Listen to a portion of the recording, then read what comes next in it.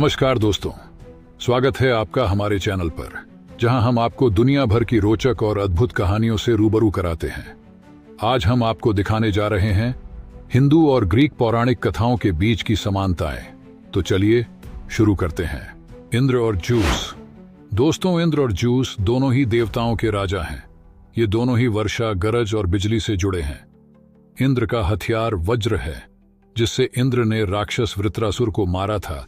वहीं ज्यूस का हथियार थंडरबोल्ट है, जो वज्र के समान ही है, जिससे ज्यूस ने टाइफन को पराजित किया था। इनके निवास स्थान भी काफी मिलते जुलते हैं, जहां इंद्र मेरु पर्वत में रहते हैं और ज्यूस ओलिम्पस पर्वत पर। दोनों के व्यक्तित्व लक्षण भी एक जैसे हैं। यम और हेडीज। हिंदू धर्म में यम को अक्सर मृतकों का स्वामी माना जाता है, जो यमलोक के अधिपति हैं। दूसरी ओर हेडीज ग्रीक अंडरवर्ल्ड का शासक है, जिसे मृतकों का क्षेत्र भी कहा जाता है। ये दोनों ही मृतकों की आत्माओं का न्याय करने में भूमिका निभाते हैं। यम के पास 4 आंखों वाले, चौड़ी नाक वाले, धारीदार लाल भूरे रंग के 2 कुत्ते हैं, शर्वरा और श्यामा। वहीं सेरबेरस एक 3 सिर वाला कुत्ता है, जिसे अक्सर हेडीज का शिकारी कुत्ता कहा जाता है, जो मृतकों को बाहर निकलने से रोकने के लिए अंडरवर्ल्ड के द्वार की रक्षा करता है। त्रिमूर्ति की अवधारणा। हिंदू धर्म में पवित्र त्रिमूर्ति ब्रह्मा, विष्णु और शिव को कहा जाता है। ये देवता सृजन, संरक्षण और विनाश की चक्रीय प्रकृति का प्रतिनिधित्व करते हैं। ग्रीक पौराणिक कथाओं में पवित्र त्रिमूर्ति की कोई प्रत्यक्ष अवधारणा नहीं है, लेकिन विशेष महत्व वाले 3 देवताओं के समूह या त्रिदेवों के उदाहरण हैं, जिसमें ज्यूस देवताओं का राजा, पोसाइडन समुद्र का देवता और हेडीज अंडरवर्ल्ड का देवता थे। इन 3 भाइयों ने दुनिया के दायरे को आपस में बांट रखा था। कामदेव और क्यूपिड। कामदेव और इरोस या क्यूपिड 2 अलग अलग संस्कृतियों के देवता हैं, लेकिन प्रेम, इच्छा और आकर्षण के देवता होने के कारण इनमें कई समानताएं हैं।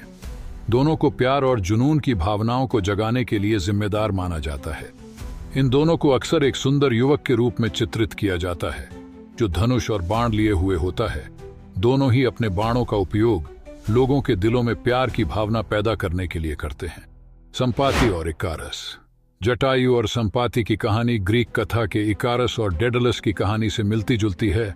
जटायु और संपाति भाई हैं, जबकि इकारस और डेडलस पिता पुत्र हैं। दोनों ही कहानियों में पंखों से संबंधित चुनौतियां हैं। जटायु जब सूर्य के बहुत पास उड़ गया, तो संपाति ने उसे बचाने के लिए अपने पंखों को जला लिया। इकारस ने भी सूर्य के बहुत पास उड़ान भरी, जिससे उसके मोम से बने पंख पिघल गए और वह धरती पर जा गिरा। कृष्ण और हेरक्युलिस। ऐसा माना जाता है कि ग्रीक राजदूत मेगास्थनीज भगवान श्री कृष्ण से जुड़ी पौराणिक कहानियां यूनान लेकर गए थे। संभवतः उन्होंने ही वहां जाकर श्री कृष्ण को ही हेरक्युलिस नाम दिया था।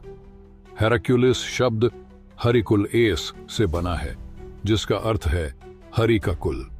यह श्री कृष्ण के वंश से मेल खाता है, क्योंकि श्री कृष्ण भगवान विष्णु के अवतार हैं, जिन्हें हरि भी कहा जाता है।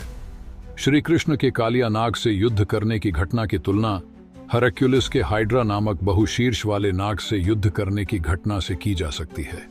इसी तरह श्री कृष्ण द्वारा बकासुर नामक राक्षस का वध करने की कथा हेरक्युलिस द्वारा आदमखोर पक्षियों को मारने की कथा से मिलती जुलती है। एक और महत्वपूर्ण समानता यह है कि हेरक्युलिस ने अपने कंधों पर पूरे ब्रह्मांड को उठाया था, जबकि श्री कृष्ण ने अपनी छोटी उंगली से गोवर्धन पर्वत को उठाया था। अकिलीज और कर्ण, कृष्ण, अर्जुन। अकिलीज, कर्ण, कृष्ण और अर्जुन की कहानियों में कई समानताएं हैं। अकिलीज और कृष्ण दोनों की ही मृत्यु उनके एड़ी में लगे बाण से हुई थी। अकिलीज और अर्जुन दोनों ने स्त्री वेश में निर्वासन का जीवन जिया था। अकिलीज के स्थान पर पैट्रोक्लस को सेना का नेतृत्व करना पड़ा था। पैट्रोक्लस की मृत्यु से अकिलीज क्रोधित हो उठे थे। इसी तरह अर्जुन के स्थान पर अभिमन्यु को सेना का नेतृत्व करना पड़ा था, और अभिमन्यु की मृत्यु से अर्जुन का क्रोध भड़क उठा था। अपने अपने समय के सबसे कुशल योद्धा अकिलीज और कर्ण की अजेय कवच के कारण समानता देखी जा सकती है। दोनों ही अर्धदेवता थे, और उनकी माताओं ने उन्हें युद्ध में भाग न लेने की विनती की थी। नारद और हेरमेस। नारद और हेरमेस दोनों को देवताओं का दूत कहा जाता है, जो देवताओं और मनुष्यों के बीच संदेशवाहक का काम करते हैं। उनके व्यक्तित्व में चंचलता और चालाकी देखने को मिलती है, जिसके कारण वे अक्सर देवताओं और मनुष्यों के बीच उलझन या अराजकता पैदा करते हैं।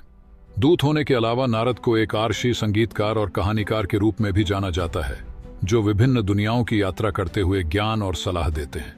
जबकि हेरमिस यात्रा, व्यापार, संचार और यहाँ तक कि आत्माओं को अगले जन्म की ओर ले जाने जैसे विभिन्न क्षेत्रों से जुड़े हैं। दोनों ही कुशल संगीतकार हैं। नारद वीणा बजाने के लिए जाने जाते हैं, जबकि हेरमिस ने लायर का निर्माण किया। दोनों का जन्म दिव्य माता पिता से हुआ है। नारद भगवान ब्रह्मा के पुत्र हैं, जबकि हेरमिस ज्यूस और प्लीयड मेया के पुत्र हैं। अन्य देवताओं की तुलनात्मक रूप से व्याख्या।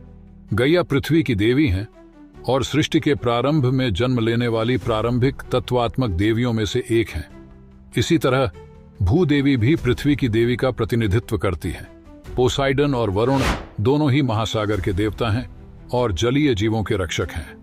पोसाइडन का हथियार त्रिशूल है, जबकि वरुण का पास है। एथेना और सरस्वती दोनों ही ज्ञान और विद्या की देवियां हैं। एथेना युद्ध की देवी भी हैं, जबकि सरस्वती संगीत, कला और विज्ञान की देवी हैं।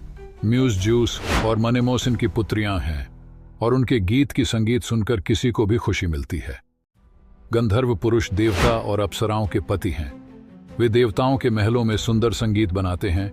एक गंधर्व का अर्थ है देवताओं के दरबार में गायक। एरेस और कार्तिकेय दोनों ही युद्ध के देवता हैं। एरेस 12 ओलिंपियन देवताओं में से एक हैं और ज्यूस और हेरा के पुत्र हैं, जबकि कार्तिकेय भगवान शिव और पार्वती के पुत्र, देवताओं के सेनापति हैं। हेफेस्टस और विश्वकर्मा दोनों ही अपने अपने पौराणिक कथाओं के मुख्य वास्तुकार और यंत्रों के देवता हैं। हेफेस्टस ज्यूस और हेरा का पुत्र है, जबकि विश्वकर्मा देवताओं के वास्तुकार और यंत्र निर्माता हैं। तो दोस्तों, ये थी हिंदू और ग्रीक पौराणिक कथाओं के बीच की अद्भुत समानताएं। उम्मीद है आपको हमारा काम पसंद आया हो। अगर हाँ, तो इसे लाइक और शेयर करें और हमारे चैनल को सब्सक्राइब करना न भूलें। अगली बार फिर मिलेंगे एक नई कहानी के साथ। धन्यवाद।